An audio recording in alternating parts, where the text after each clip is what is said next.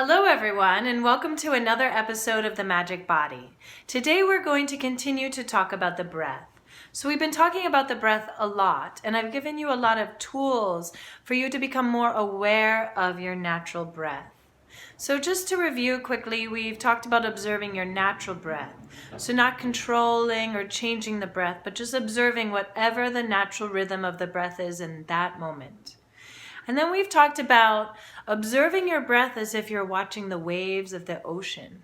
So that's a really wonderful way to come into awareness of your breath and to be observing the detail of the breath. And then we talked about the breath as a massage and how the movement of the breath is constantly massaging the contents of your torso and really your whole body, but we'll get there. And then in the last video, we talked about the diaphragm and how the diaphragm, this plate of muscle at the base of your rib cage, is constantly moving up and down, creating a vacuum as it presses down on the inhale and then pressing the air out as it comes up on the exhale. So the last piece of this that's so important is to understand how the rib cage moves with the breath. And this is where it's easier to see. I mean, the diaphragm is definitely something that you feel, but the rib cage and where your breath is in your torso is easier to see. So with every single breath, your ribs are moving up and out and down, up and out and down. And you can feel that. Just put your hands on your rib cage. And as you breathe, you can feel the movement of your ribs. So showing you a picture of the spine, you will see how the ribs connect to the spine like a bucket handle. It's like a bucket handle. And the way that they're moving with the breath up and down, just like you were lifting a handle from a bucket. So I wanted to share with you a quick little story about how the rib cage moves. So I was in this women's group, and we would have these calls, and sometimes I would lead a meditation at the beginning of the call, and I improvise my meditation, so I don't plan them. And all the meditations on this channel, you know, I just go for it, and then I'll edit after, but I don't plan them out. And so I just sort of let the spirit of the moment inform the meditation. If you hear like a rattling in these videos, it's the subway, because I live over the subway. Anyway, so this story, one time I was leading a meditation, and I was having us feel our breath, and I wanted us to travel somewhere in this meditation with our mind. So to be taken somewhere, to go on a journey.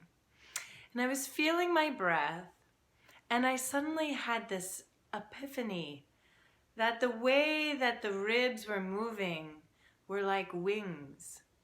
And I felt as the ribs were going up and down that I was traveling, like as if they were wings and I was flying through space. And it was so awesome. And I felt like my rib cage took me somewhere in this meditation, or I was flying somewhere, and my ribs were like these wings that were taking me there. When I first became aware of the rib cage. It was one of the first ways that I became aware of the breath, was to learn about the rib cage. And I was taking a Pilates training course, 17 years ago. And maybe that's an exaggeration, 13 years ago. Anyway, I was taking this Pilates course, and we were learning about how when you can breathe into your back, where the back part of your ribs can expand with the breath, that's the best way to breathe when you do Pilates, because you can maintain your abdominal engagement. And that's for another day. I'll go into that in more detail another time. But the point is, when I learned this, there was no movement in my back. All my breath was happening in the front of my chest. So let me show you. So my breath was happening here.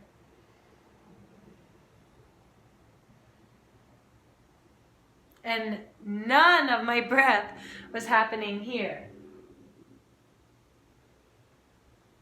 See, now I can breathe into my back, and there's a lot of movement in my back.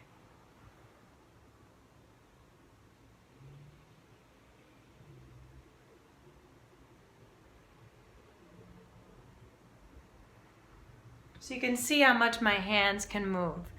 And now I teach this exercise in my dance classes where I have students put their hands on the back of someone's rib cage and to feel how much movement there is. And there is usually almost no movement. So the majority of us are not breathing into our backs.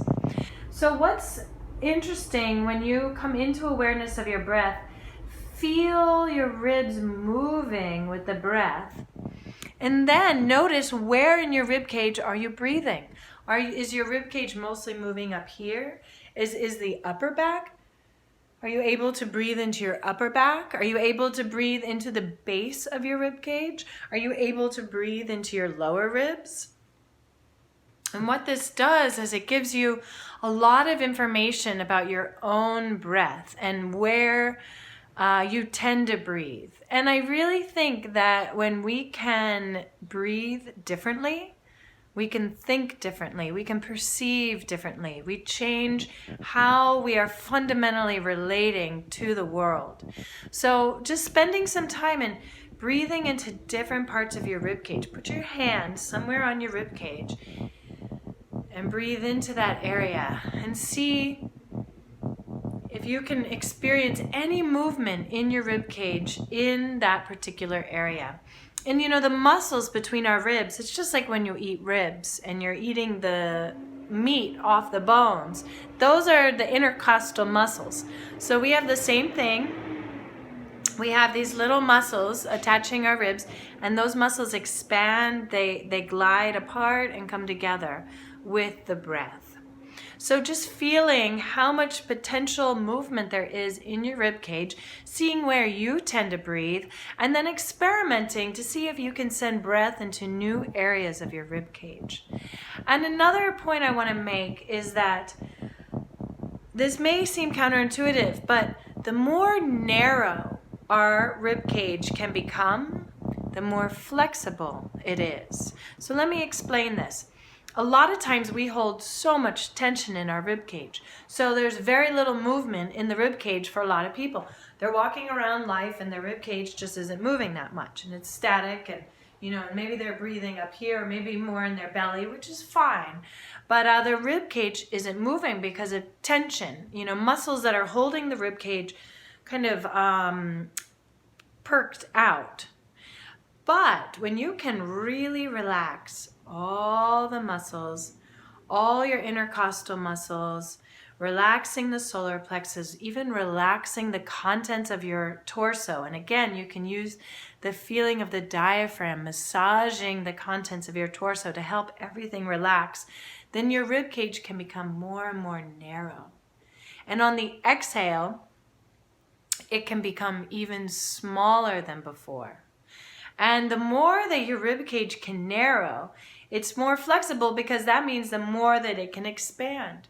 Whereas if your rib cage can't narrow, then it means that you're holding tension and you're blocking off the potential range of the movement of the rib cage. So I got that concept from Irene Dowd, who is an absolute genius when it comes to kinesiology. She came up with this whole concept of ideokinesis, about visualizing movement, and I'll talk more about her later, but so much information that I get is from her, and she really is an amazing, amazing thinker and teacher in this space. So the idea of narrowing your rib cage to make it even more flexible, to allow more movement. So today, just take a minute to notice where in your rib cage you're breathing, where in your rib cage you're not breathing. See if you can send breath into the back of your rib cage. So a lot of times I'll lay on the floor And I imagine that as I'm inhaling and my ribs are expanding to the side, that I'm pushing the hairs of the carpet away. Or if I was in sand, I would be pushing the sand away as my back is widening with the breath. So whatever visual idea helps you, and it won't happen right away, but more and more you will access more range in the back of your rib cage. And it's subtle, but it is so powerful. So I encourage you to think about that today. Okay, thank you.